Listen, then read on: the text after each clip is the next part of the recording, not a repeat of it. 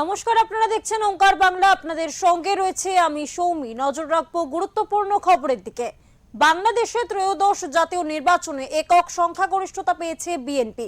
প্রায় আড়াই দশক পর তারা ক্ষমতায় আসতে চলেছে, কিন্তু কোনো এক রহস্যময় কারণে দেশের ক্ষমতা হস্তান্তরে দেরি হচ্ছে।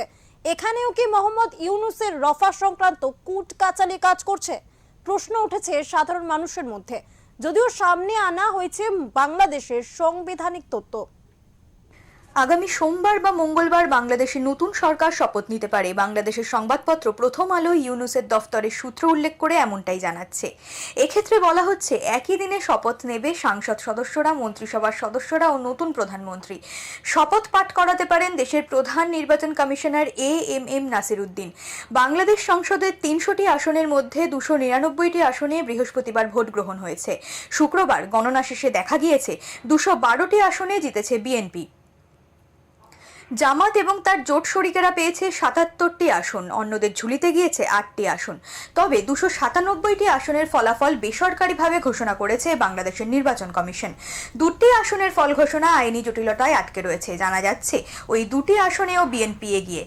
সরকারিভাবে নির্বাচনী গেজেট প্রকাশ করা হয়েছে শুক্রবার রাতে, কিন্তু নতুন সরকার গঠন আটকে রয়েছে। সংবিধান সংক্রান্ত ব্যাপারে শপথ গ্রহণে জটিলতা দেখা দিলেও বিএনপি তার পরবর্তী ভূমিকা নিয়ে তৎপর হয়েছে। আপাতত দুটি বিষয়ে পরবর্তী সরকারের ভূমিকা কি হবে, ভারতের দৃষ্টি সেদিকেই। ১. দুই দেশের সম্পর্ক, ২. সংখ্যালঘুদের নিরাপত্তা। ভারত ও বাংলাদেশের সম্পর্কের বিষয়ে প্রতিক্রিয়া দিয়েছেন বিএনপির বিজয়ী প্রার্থী গয়েশ্বর চন্দ্র রায়। তিনি জানিয়েছেন, আমরা বিশ্বাস করি যে প্রতিবেশীর সঙ্গে আমাদের ভালো সম্পর্ক থাকা উচিত। Question of the relation between the India and Bangladesh bilateral. So we believe that we should have a good relation with the neighbor. Not only that, every country that depends on the globally.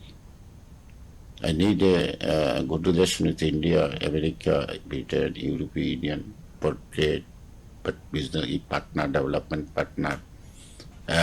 Neighbor is a very important first. The neighbor with neighbor relation should be reasonable on the basis of the national interest and on the basis of the equality. তবে এই মুহূর্তে বাংলাদেশের অন্যতম প্রধান issue সংখ্যালঘু নির্যাতন, যার প্রভাব পড়েছে ভারত বাংলাদেশের দ্বিপাক্ষিক সম্পর্কেও। The priority Hindu community, not every community priority. That's our education or health or the security and social security, everything, religious security. So he's a citizen, he is every right to enjoy as he desire. So that it is not a difference between the Muslim or the Hindus. আপাতত জানা গেছে, ফল ঘোষণার ৩ দিনের মধ্যে নির্বাচিত সংসদ সদস্যদের শপথ পাঠ করানো না গেলে পরবর্তী ৩ দিনের মধ্যে এই দায়িত্ব পালন করবেন প্রধান নির্বাচন কমিশনার। সেক্ষেত্রে সরকারি গেজেট প্রকাশের পর ৩ দিন অপেক্ষা করা চাই, অর্থাৎ সোমবার পর্যন্ত সরকার গঠনের জন্য অপেক্ষা করতে হতে পারে। এছাড়া এই জটিলতার সমাধান আর কি বিকল্প আছে তা নিয়ে চিন্তাভাবনা চলছে। তবে বাংলাদেশের মানুষ সিঁদুরে মেঘ দেখছে অন্য একটি বিষয়ে, তা হলো রাজনৈতিক দলগুলির কাছ থেকে যদি কোনো প্রস্তাব আসে তার বিবেচনা কি করেন স্বয়ং ইউনূস। ব্যুরো রিপোর্ট, ওঙ্কার বাংলা।